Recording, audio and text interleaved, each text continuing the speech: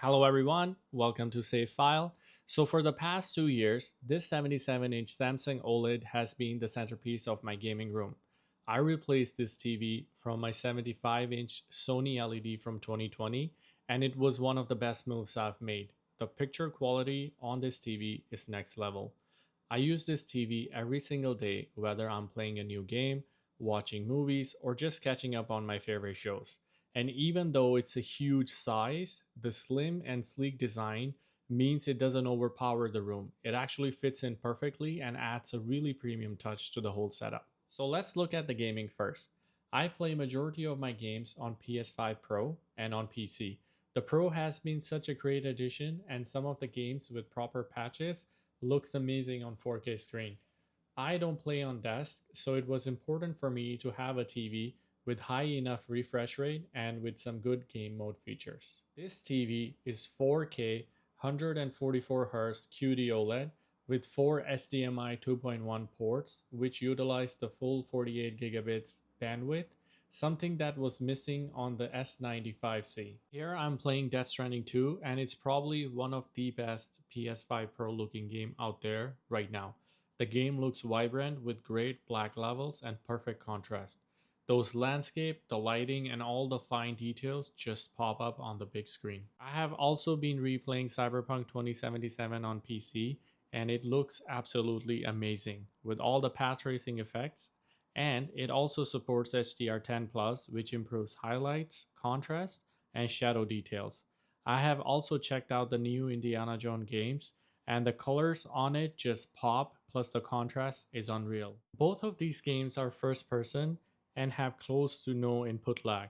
There's also a game mode which auto engage with the console, but with PC, you will have to manually set it.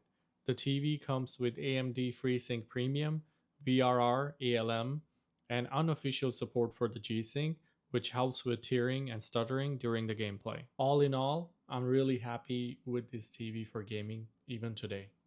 Let's talk about the gaming hub, which lets you play games without console. It offers a great choice if you have your TV in the living room or you don't have or want to plug in your gaming devices or the PC to the TV.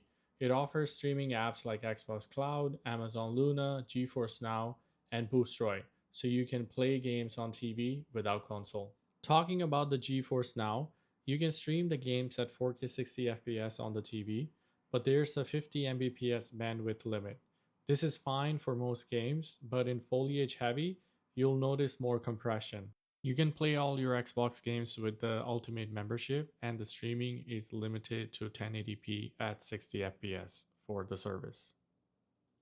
You can bring up the game mode by pressing the play and pause button, and it will bring up the menu. So here you can check your input lag, resolution, FPS, HDR, as well as VRR.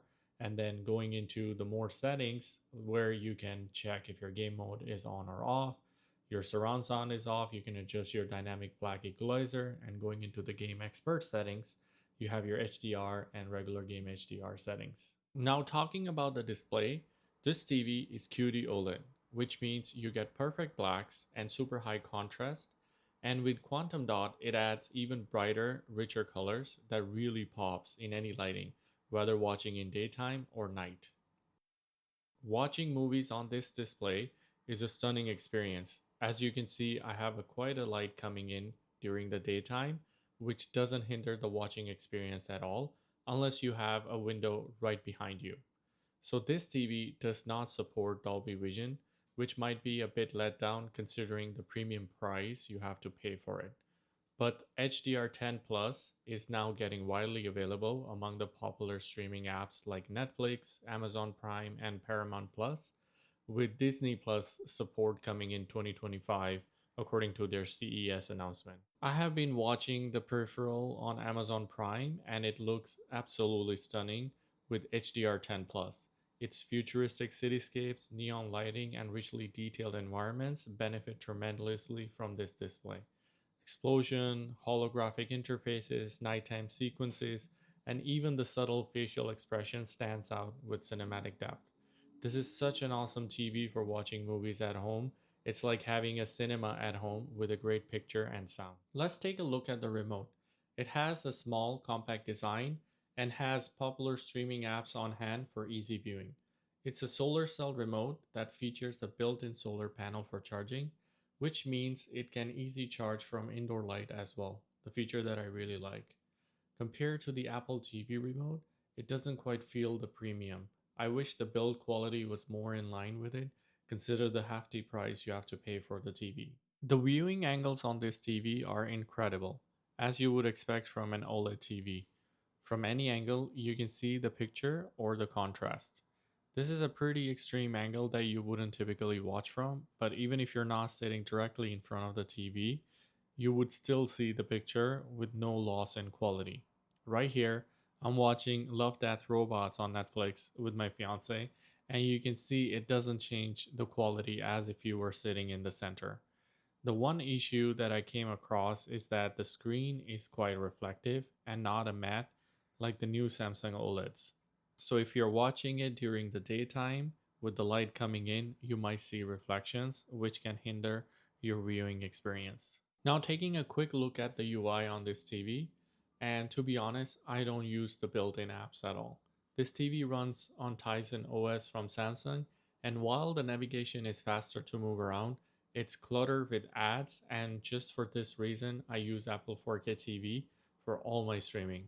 You can easily select your recent used devices from the main menu, and if you have Android or iOS, you can use the SmartThing apps to navigate around, which is much better experience than using the remote for me. On the back, it has 4 HDMI 2.1, 2 USB ports, 1 Ethernet port, so it's a great option if you have multiple consoles to connect. I'm using the built-in stand that comes with it, and the biggest issue with that stand is that if you have a small TV bench, the option to put a bigger soundbar becomes very awkward because of no extra flat surface. So yes, overall, I absolutely love this TV and definitely the best TV I ever had.